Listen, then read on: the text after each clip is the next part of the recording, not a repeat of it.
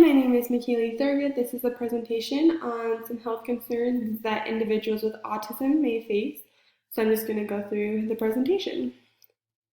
So first, a description of the population. So autism is a disorder that deals with a wide range of characteristics. The reason why it's a wide range is because autism is a spectrum disorder, which is going to cause individual strength and challenges for each person depending on where they fall on the spectrum.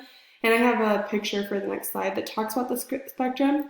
But some of the problems they can have is issues with their social skills. They can do a lot of repetitive behaviors.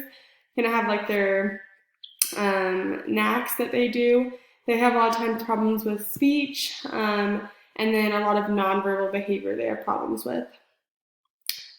So like I said, this spectrum, the picture on the left, when a lot of people think of autism, they think it's just a straight line, like you're either less autistic or more autistic. But I really like the picture on the right of the screen where it says what it can actually look like. It's more of like a pie chart that moves outward as severity gets bigger.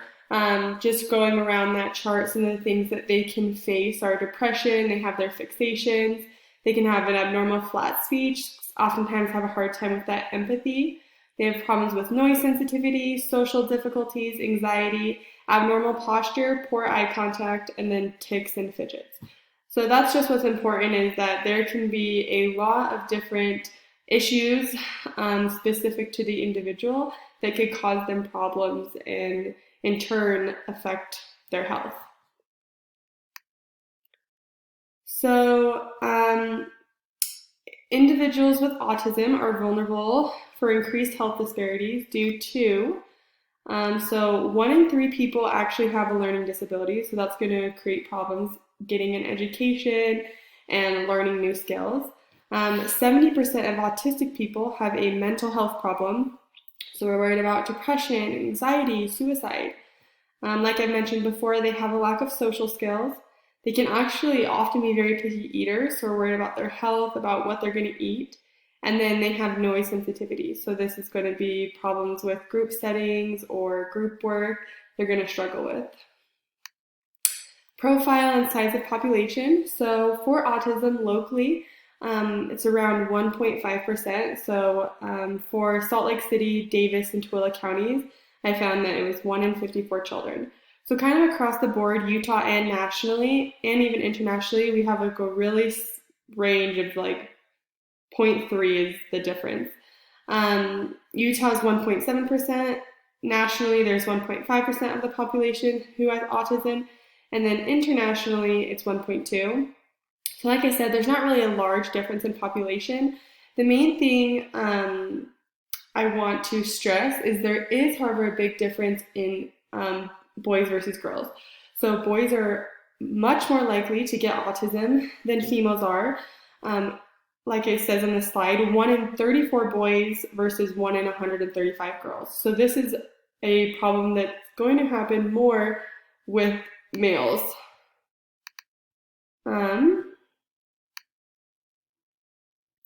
Okay. So specifically talking about our contributing factors in the social determinants of health, and then I also put on this slide the specific concerns. So a big thing is some of the social determinants of health would be their economic stability. So due to the fact that they have problems with social and learning difficulties, they're going to lack an education. A lot of times, depending on their severity, they can have a high school education. Some can even go to college. My cousin actually is in college and he has autism, which is super awesome, but it can cause problems getting a job and maintaining a job. Like I said, again, their lack of social skills creates problems in getting and keeping jobs. They have problems in their social and community context.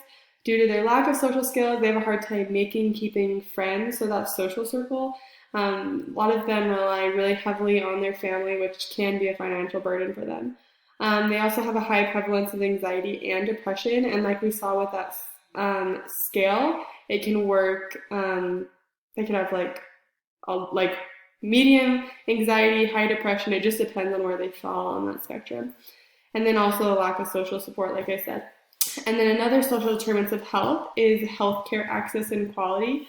So they actually have a hard time to find dentists and doctors that are trained and willing to treat individuals with autism.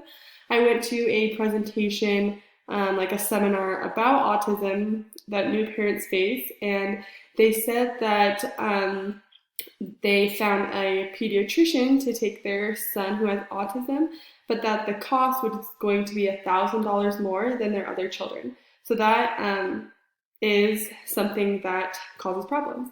Also, due to the noise sensitivity, they also have a decreased chance of using public transportation to take buses to go to appointments. So you're going to have some compliance issues if they can't get to their appointments.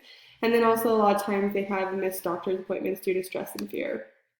Some contributing factors, sorry, the text is a little low, small on this, it went smaller, but so social difficulties I decided was the root cause for the disparities within individuals with autism. So I have anxiety, which is going to cause a lack of compliance and fear when meeting with healthcare professionals.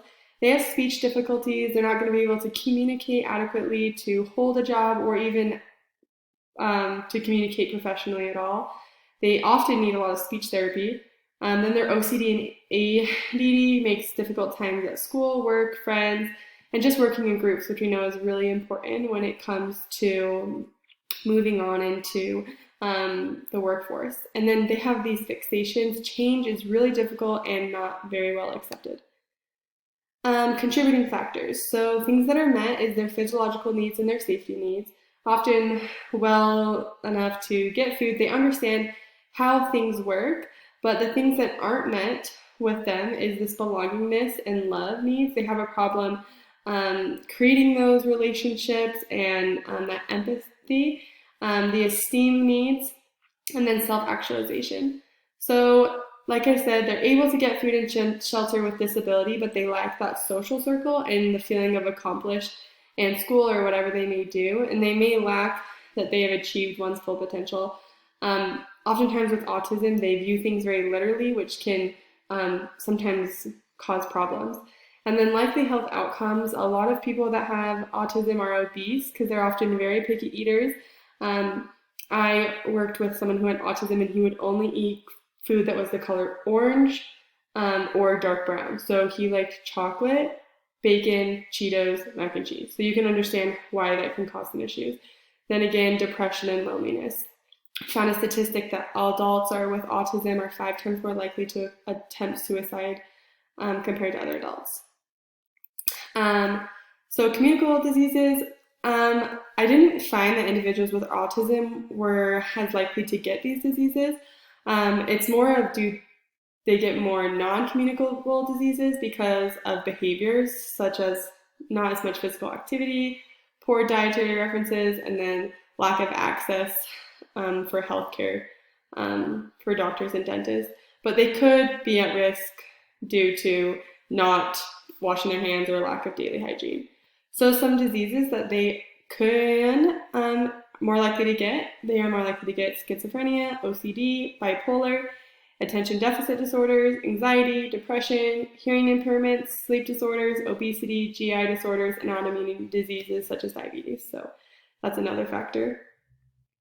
What can be done to prevent these? Like I said, finding doctors that will treat adults with autism is really important. We also want to do behavioral interventions, which can help increase social communication skills and development, doing speech and occupational therapy, giving them on medication, and then just dietary approaches. Self-harm, they can have problems sensory, like rubbing or scratching themselves, just because if they have increased arousal that they're not used to, they can do self-injury behaviors. And then oftentimes if they have like pain, they don't know how to communicate effectively. So if they have an ear infection, you could find them banging their head against something. And then just self-care, they lack of daily hygiene, and that's all unintentional. They also risk harm by others because they can't control their frustration, so that can lead to aggressive outbursts. So there's been incidences of children with autism throwing things at teachers or students, and just because they have a trusting behavior too, they're actually lead prime targets for abuse, scams, and thievery, and then they're often hired to be more sexually abused. So these are my references I use. again, just trying to understand more about autism and how we can help with these health disparities.